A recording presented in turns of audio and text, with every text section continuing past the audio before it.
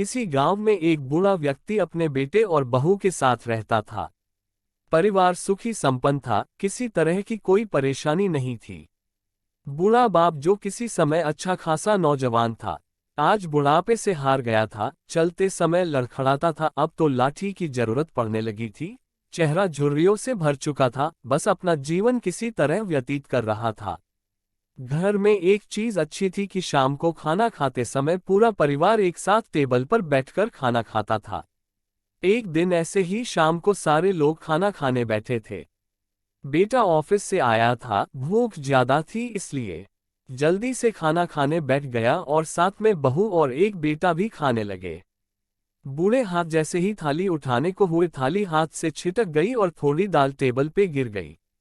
बहू बेटे ने घृणा दृष्टि से पिता की ओर देखा और फिर से अपना खाना खाने में लग गए। बूढ़े पिता ने जैसे ही अपने हिलते हाथों से खाना खाना शुरू किया तो खाना कभी कपड़ों पे गिरता तो कभी जमीन पर। बहू ने चिढ़ते हुए कहा, हे राम, कितनी गंदी तरह से खाते हैं, मन करता है इनकी थाली किसी अलग कोने में लगवा देते। बेटे ने भी ऐसे सिर हिलाया जैसे पत्नी की बात से सहमत हो। नन्हा पोता यह सब मासूमियत से देख रहा था। अगले दिन पिता की थाली उस टेबल से हटाकर एक कोने में लगवा दी गई। पिता की डबडबाती आंखें सब कुछ देखते हुए भी कुछ बोल नहीं पा रही थी। बूढ़ा पिता रोज की तरह खाना खाने लगा, खाना कभी इधर गिरता कभी उधर। छोटा बच्चा पोता अपना खाना छोड़कर लगातार अपने दादा की तरफ देख रहा था। माँ ने पूछा, क्या हुआ बेटे, तुम दादाजी की तरफ क्या देख रहे हो और खाना क्यों नहीं खा रहे? बच्चा बड़ी मासूमियत से बोला, माँ, मैं सीख रहा हूँ कि वृद्धों के साथ कैसा व्यवहार करना चाहिए। जब मैं बड़ा हो जाऊंगा और आप लोग बूढ़े हो जाओगे तो मैं भी आपको इसी तरह कोने में खाना खिलाया करूंगा। बच्चे के मुंह से ऐसा सुनते ही बेटे और बहू दोनों कांप उठे।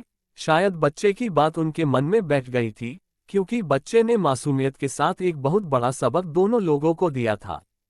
बेटे ने जल्दी से आगे बढ़कर पिता को उठाया और वापस टेबल पे खाने के लिए बिठाया और बहू भी भागकर पानी का गिलास लेकर आई कि पिताजी को कोई तकलीफ ना हो।